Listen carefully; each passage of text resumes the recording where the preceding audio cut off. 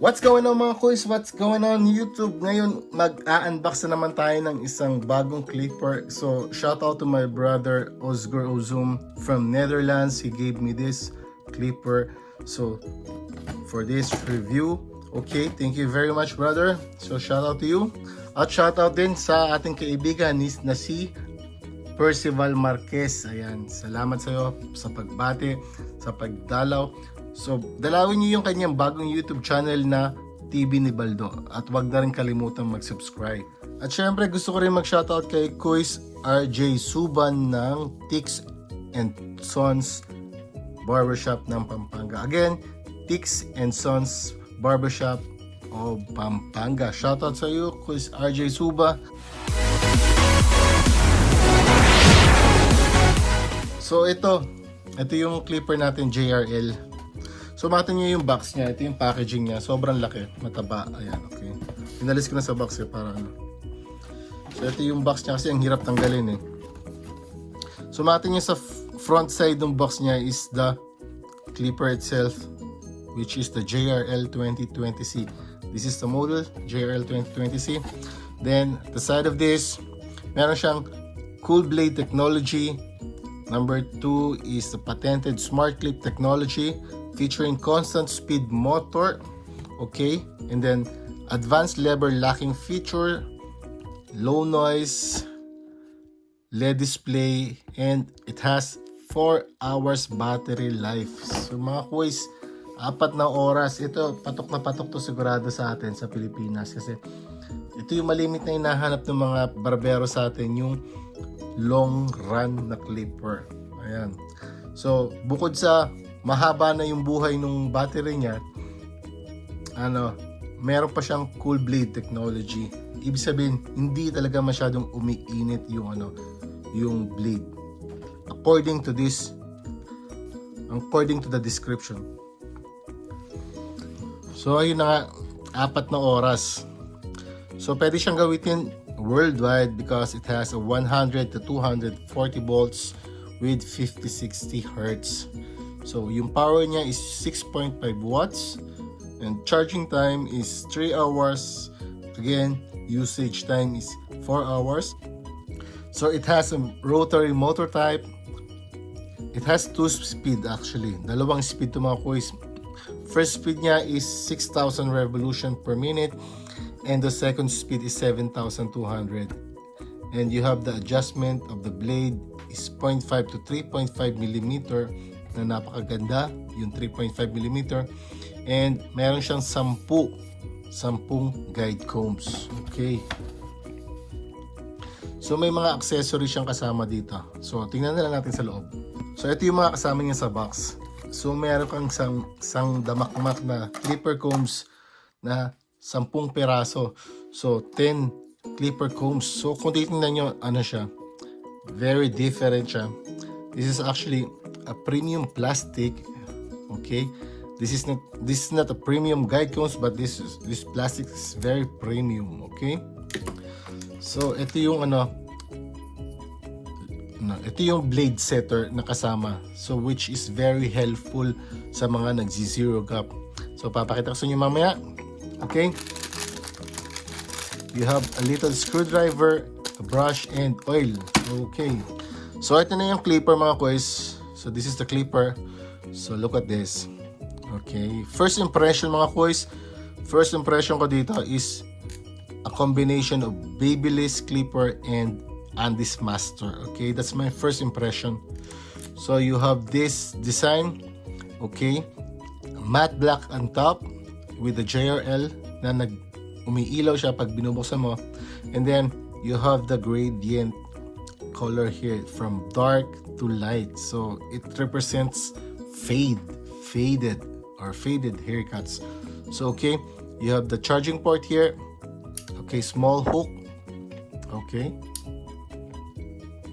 and this blade is very beautiful actually. This one looks like Babyliss blade, but there's a logo JRL standard, and this is a taper blade with the branding here.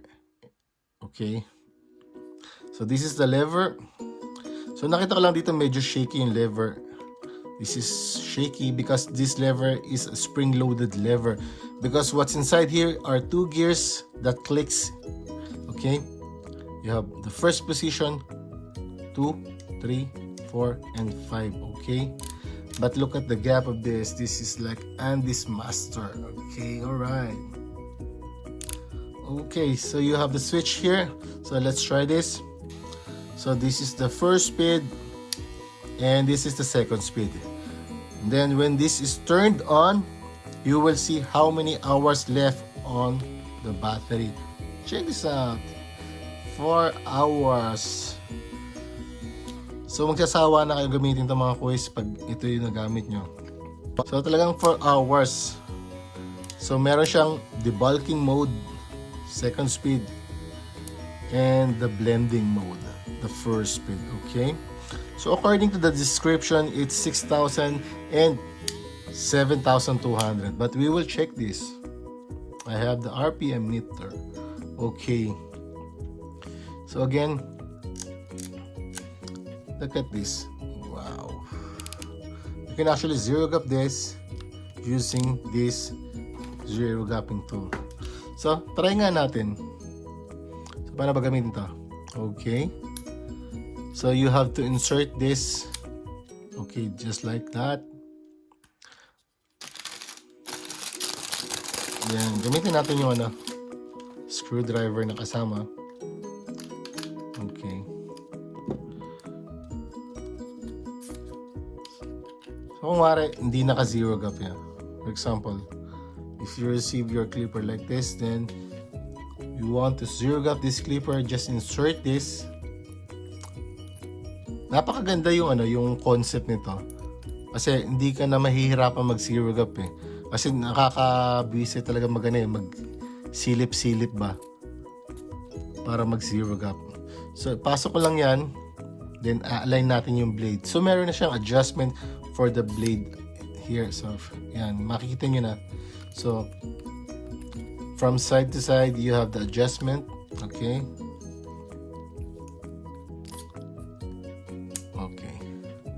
Once na once na ma-insert nyo na yan, so pwede nyo nang i-zero gap yan. Okay. So, paano gamitin to? Okay. Kailangan nakasalpak ng ayos yan mga boys. Okay. So, kapag nakasalpak na yan, once this one is inserted, you are going to push the blade downwards. Okay, using this. Okay, this is already, look at this. Okay, this is a beautiful gap. Okay, look at this. So once the blade is already zero gap, then just hold this plastic and tighten the screws. So ito yung wall. So yun. Okay na. So hindi na siya maingay. So yung wall premium guards fits on this clipper. Okay.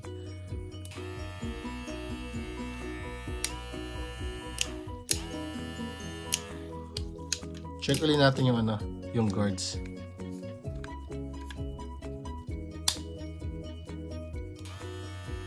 So, okay.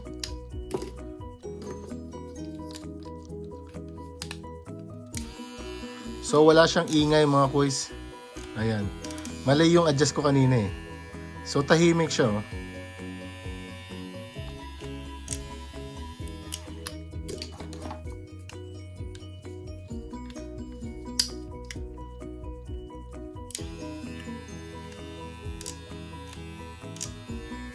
Okay. Ayun. Nakita nyo naman quiz. Gamitin natin yung 1/2 guard. So wala siyang ingay. So this one is perfect for wall.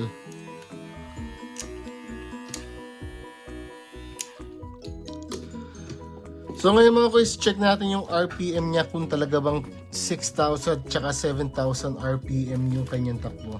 So again, to check the RPM of this clipper, I'm going to put a reflector here. So for this digital tachometer. Okay, let's check the first speed of this clipper. So this is the first speed.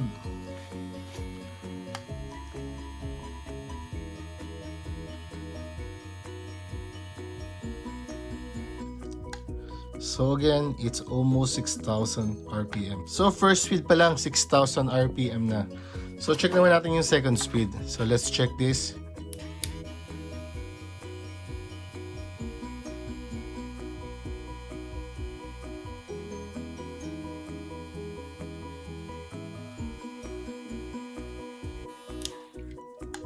So the maximum speed that I get from this clipper is 6,600 RPM.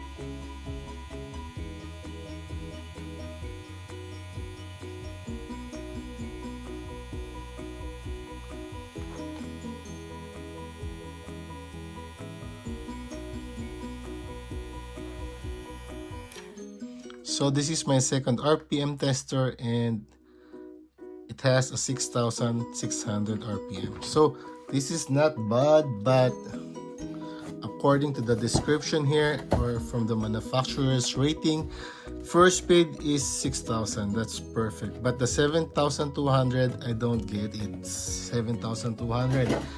So okay. So this is the speed of this clipper. So I tried this once, pero maganda siya mga boys. So talagang sulit naman siya. So hindi siya sobrang mahal ng Andes Master. So yung price niya parang wall senior or wall magic clip. So yung 6,600 is parang wall senior yung dating. Pero hindi niya nakuha yung 7,000 RPM ng Andes Master natin. So ito yung 7,000 RPM na sobrang lakas, pati yung torque niya malakas. So ito, nakalagay naman dito constant speed. So sinubukan ko naman, okay naman talaga siya.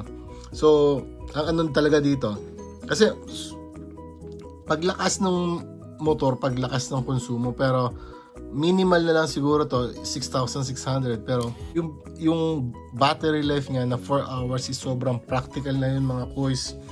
So sana lang magkaroon ng ng JRL sa Pilipinas kasi mas maraming naghahanap ng ganitong clipper. So alam niyo, nakita ko lang ng ganito is yung kay FJ clipper na merong mahigit, ewan ko kung ilang oras yung mahigit. So shoutout sa iyo Kuis Francis Maralit sa paggawa mo ng malupit na clipper. So yun lang ang nag-iisang Pinoy brand na long lasting. Pero ito, kung gusto niyo ng branded na long lasting, JRL ang hinahanap niyo. Okay. So meron ng 6,000 tsaka 6,600. Okay. So hindi ko nakuha yung 7,000. Sayang. Mas maganda sana kung umabot siya ng 7,000 na RPM. Pero hindi na rin siya masama yung 6,600. Okay. So ngayon, ito wala siyang kasamang charging dock. So adapter lang siya. Hindi ko alam kung nasan yung adapter niya. Pero ang ginawa ko mga boys, ginawan ko siya ng stand. Ayan. Ito, gumamit ako ng 3D printer para gawing stand nitong JRL. So para makatayo na siya kasama ng mga gamit natin dyan. So bago ako magpaalam, gusto mo na ipakita yung ginawa ko dun sa pre-tech on trimmer. So ito yung pre-tech na in-unbox natin. So ginawa natin siya ng modification. Ayan. So nakakatawa lang na maraming mga trimmer, China brand trimmer na malalakas talaga. Pero pwedeng optional yung blade. So nilagyan ko siya ng una ng wall na T-wide. So kasya sa kanya yung wall T-wide blade dito. Pero meron tayo din ginawang modification na ginawa natin ng Andes blade.